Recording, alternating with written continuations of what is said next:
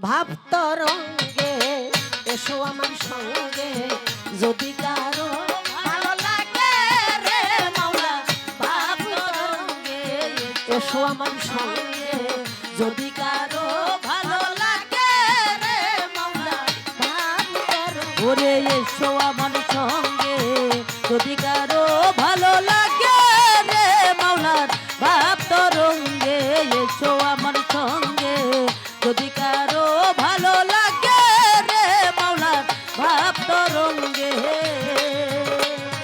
ভাবের কথা বলতে গেলে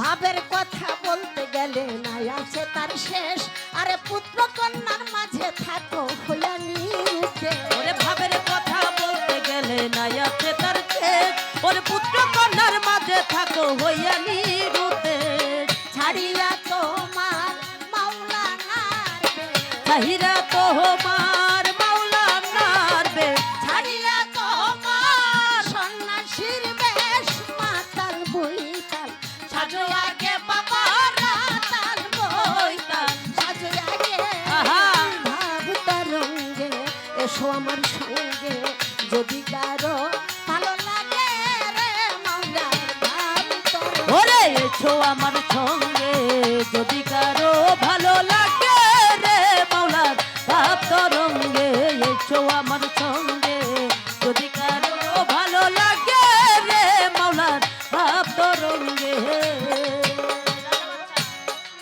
বাবারে রাজা বাদশা তৃণ সমান করতে অনুমান হয় না জানতর মাথা হের বীর হনুমান ওরে রাজা বাদশা তৃণ সমান করতে হনুমান ওরে হয় না জানতর মাথা হের বীর হনুমান তোমার আমার একই পরাণ তোমার আমার একই পরাণ তোমার আমার একই পরাণ ভিন্ন শুধু ওই বিভাগে বাবার ভিন্ন শুধু ওই বিভাগে ভাব তরঙ্গে এসো আমার সঙ্গে যদি কারো ভালো লাগে রে মাওলা ভাব তরঙ্গে ওরে এসো আমার সঙ্গে যদি কারো ভালো লাগে রে মাওলার ভাব তরঙ্গে এসো আমার সঙ্গে যদি কারো ভালো লাগে রে মাওলার ভাব তরঙ্গে ওরে মদ খাওয়া মাতালের মতো করে দে না ঘুম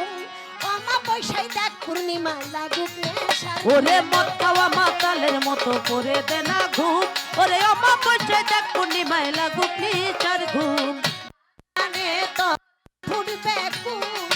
বাগানে তোর ফুটবে কুসুম বাগানে তোর ফুটবে কুসুম নবশাখা অগ্রভাগে বাবার অবশাখা অগ্রভাগে ভাব তরঙ্গে এসো আমার সঙ্গে যদি কারো ভালো লাগে রে মাওলা ভাব ওরে এসো আমার সঙ্গে যদি কারো ভালো লাগে রে মাওলা ভাব তরঙ্গে এসো আমার সঙ্গে যদি কারো ভালো লাগে রে মাওলা ভাব তরঙ্গে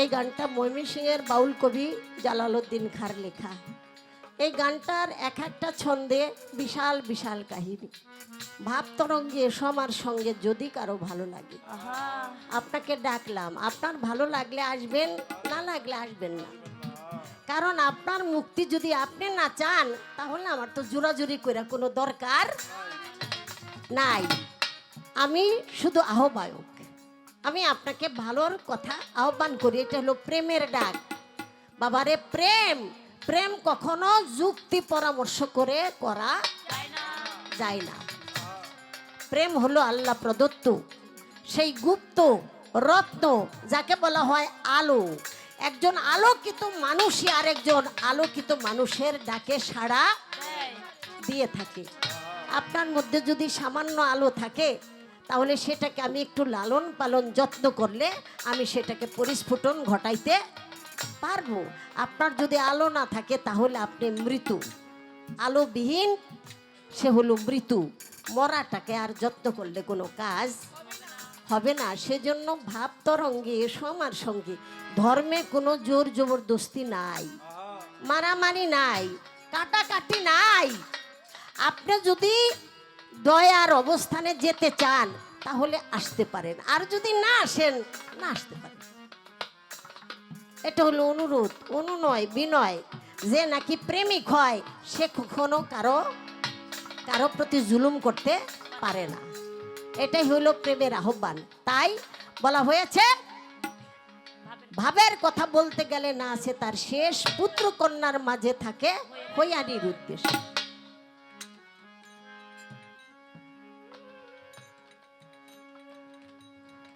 দুনিয়ার যত আত্মীয় স্বজন মনে করেন এরা হইল মোহ, এরা হইল পরম বন্ধুকে দূরে সরাইয়া দেয়। বিয়ে করলাম, ছেলে হইল, মেয়ে হইল, নাতি হইল, পুতি হইল, দুতি হইল, সুতি হইল, হইতেই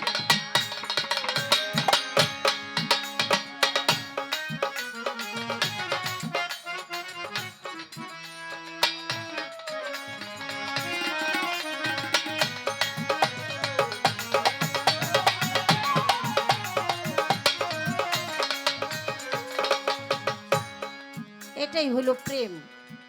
মানে কলিজার মধ্যে টান পড়ছে, দেখেন কেমনে কেমনে কেসলে কেসলে আয়ে পড়ছে। এটাই হলো ভালোবাসা।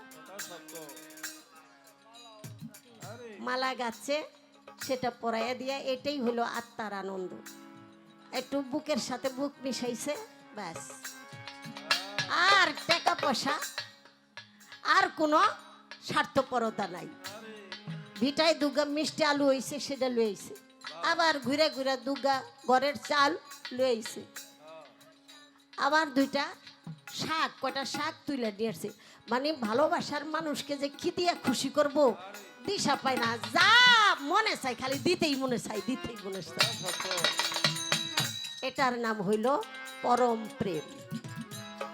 এই প্রেমের কাছে দুনিয়াদারির সব সম্পর্ক তুচ্ছ।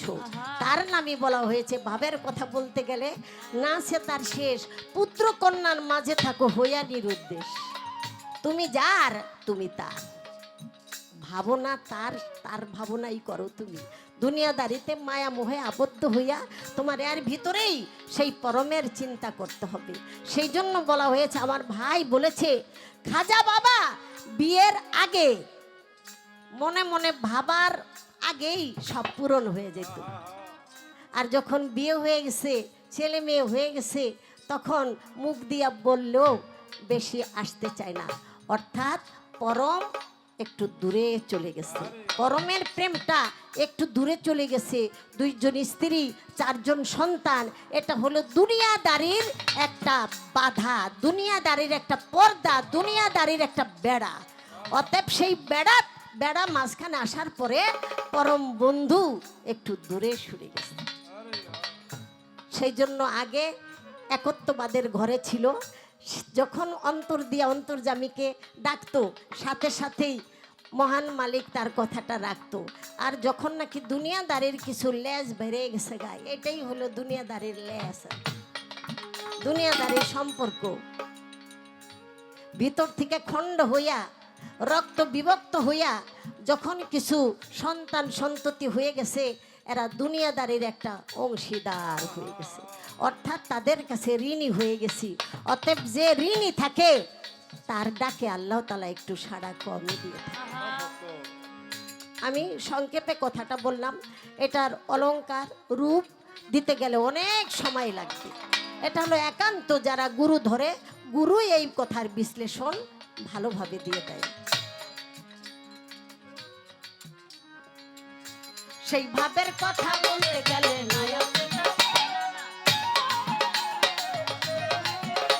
ওরে ভাবের কথা যে না বুঝে তার কপালে ছাড়ি, স্থান বিহনে মাখলে বাবা কাজল হবে কালি। ওরে ভাবের কথা বলতে স্থান বিহনে মাখলে বাবা কাজল হবে কালি। ওরে ভাবের কথা যে না বুঝে তার কপালে ছাড়ি, স্থান বিহনে মাখলে বাবা কাজল হবে কালি। জালাল কই তোর গুদাম খালি, জালাল কই তোর গুদাম খালি, জালাল কই তোর গুদাম খালি। ভাঙ্গা ঘরে শিয়াল জাগে বাবার, ভাঙ্গা ঘরে শিয়াল জাগে। ভাব তরঙ্গে এসো আমার সঙ্গে, যদি কারো ভালো লাগে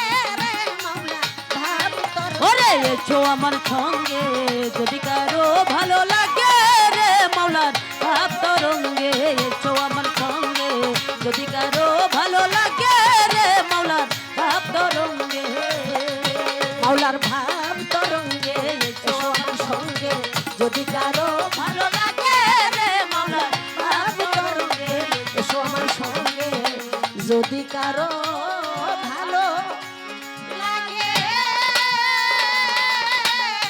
রে মাওলার ভাব তরঙ্গে